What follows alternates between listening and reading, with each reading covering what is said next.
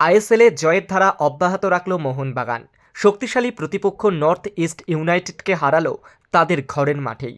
২-০ গোলে দুর্দান্ত জয় ছিনিয়ে নিল হোসে মলিনার দল। মোহনবাগানের হয়ে গোল করেছেন মনবীর সিং, লিস্টন কোলাসো। আর এই ম্যাচ জিতে ২৩ পয়েন্ট নিয়ে লিগ টেবিলের শীর্ষে উঠে গেল মোহনবাগান।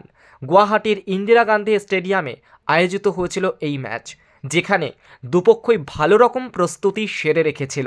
প্রথমার্ধ একে অপরকে রীতিমতো পরখ করে নেয়।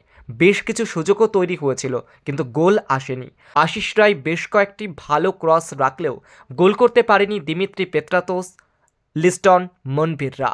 নর্থ ইস্টের বেশ কয়েকটি আক্রমণ ভালো সেভ করেন বিশাল কাইত। প্রথমার্ধ শেষ হয় গোল শূন্য অবস্থায়, আর দ্বিতীয়ার্ধে আক্রমণের চাপ বাড়ায় মোহনবাগান। ৬৫ মিনিটে আসে সেই কাঙ্ক্ষিত গোল।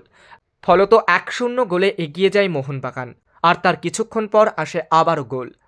দ্বিতীয় গোল আসে লিস্টন কোলাসোর মাধ্যমে। ৭১ মিনিটে বল পেয়ে দুর্দান্ত টাচে ডিফেন্ডার দিনেশকে কাটিয়ে নেন। নিখুঁত শটে ডান দিক দিয়ে বল জড়িয়ে দেন চালে। নর্থ ইস্ট ইউনাইটেডকে আগেও বহুবার বিপাকে ফেলেছেন লিস্টন।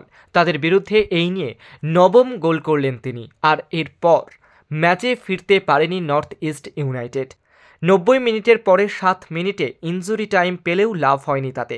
১০ ম্যাচে ২৩ পয়েন্ট নিয়ে লিগ টেবিলের একেবারে শীর্ষে উঠে এলো মোহনবাগান। এক ম্যাচ বেশি খেলে ২৩ পয়েন্ট নিয়ে বেঙ্গালুরু আছে দ্বিতীয় স্থানে। পরের ম্যাচে জিতলে পয়েন্ট তালিকায় শীর্ষে নিজেদের জায়গা আরও মজবুত করতে পারবে মোহনবাগান।